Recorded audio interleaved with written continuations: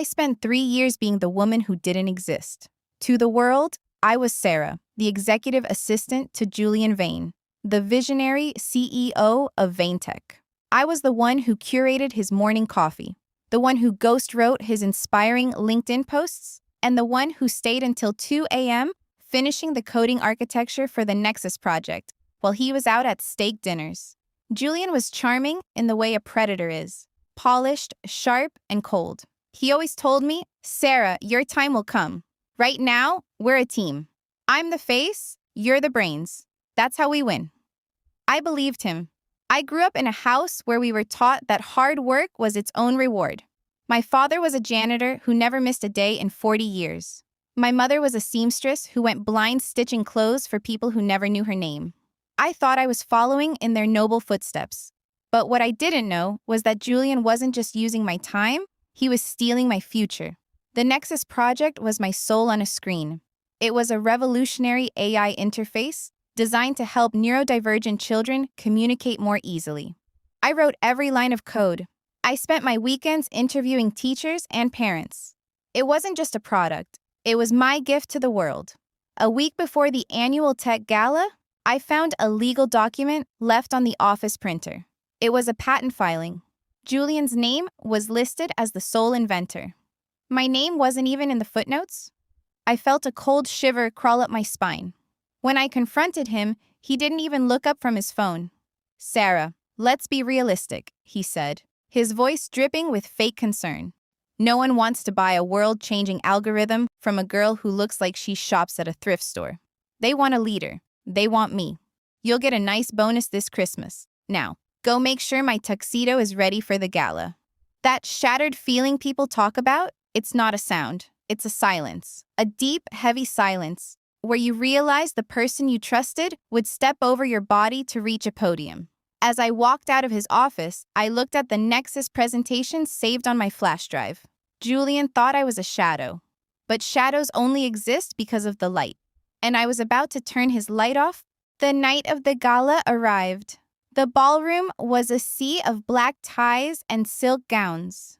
Julian was in his element, holding a glass of vintage champagne, laughing with investors who were ready to hand him millions of dollars for my work.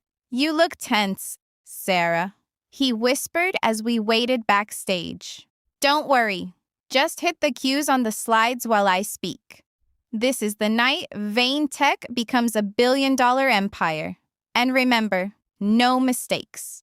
He walked onto the stage to thunderous applause. I sat in the darkened technician's booth, my fingers hovering over the laptop. I watched him on the monitor. He was using my words, my passion, my stories about the children I had helped during the testing phase.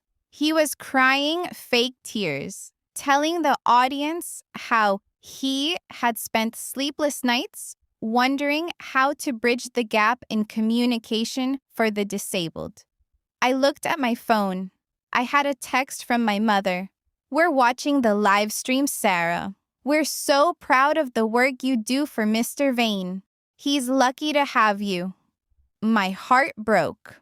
My parents, the two people who taught me about honesty, were watching this man rob their daughter in front of the entire world. The pain turned into a sharp, icy strength. I realized that if I stayed silent, I wasn't being a good worker. I was being a coward. I was allowing a thief to build a throne on my parents' values. Julian signaled for the final slide, the one that would reveal the inventor's manifesto and the official launch. My hand was shaking, but not from fear. It was the adrenaline of a person who has finally reached their breaking point. "And now," Julian's voice boomed over the speakers, "look at the screen to see the heartbeat of this project."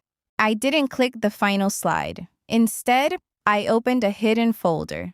The giant screen behind Julian didn't show the sleek corporate logo. Instead, it showed a video file.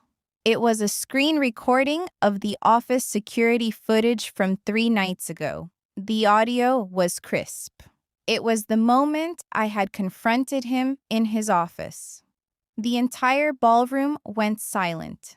Julian's voice echoed through the speakers, but it wasn't the voice of a visionary. They want me. No one wants to buy an algorithm from a girl who shops at a thrift store. You'll get a nice bonus, Sarah. Now get out. Then the screen flickered to a montage of my raw code, dated months before Julian even knew the project existed, with my digital signature embedded in every frame. It showed my voice memos, my late-night logs, and finally, a picture of my father's calloused hands holding my graduation diploma. Julian froze. He turned around, his face turning a sickly shade of gray as he saw his own arrogance playing back to the people he wanted to impress. The investors began to murmur. The cameras, the ones live streaming to thousands, were locked on his panicked expression. I walked out from the booth and stepped onto the stage. I didn't need a tuxedo. I didn't need a fake story. My name is Sarah, I said, my voice vibrating with a power I didn't know I possessed. I am the architect of Nexus. Julian Vane is just the man who handled my schedule. I looked at the front row, at the men with the checkbooks. The project is mine. The intellectual property is registered in a private vault he couldn't access. And as of this moment, Vane Tech has no product to sell. If you want to change the world, you talk to the person who actually knows how it works. The security tried to move toward me, but the crowd started clapping. It started small, then grew into a roar. It wasn't just for the tech. It was for the girl in the thrift store clothes who had finally stood up. Julian was fired by his board of directors that night. His empire vanished before the appetizers were even served. Today, I run my own firm. My parents sit in the front row of every speech I give. They don't have to watch from a live stream anymore. I learned that being quiet is a virtue, but being silent in the face of theft is a sin. The moral is simple.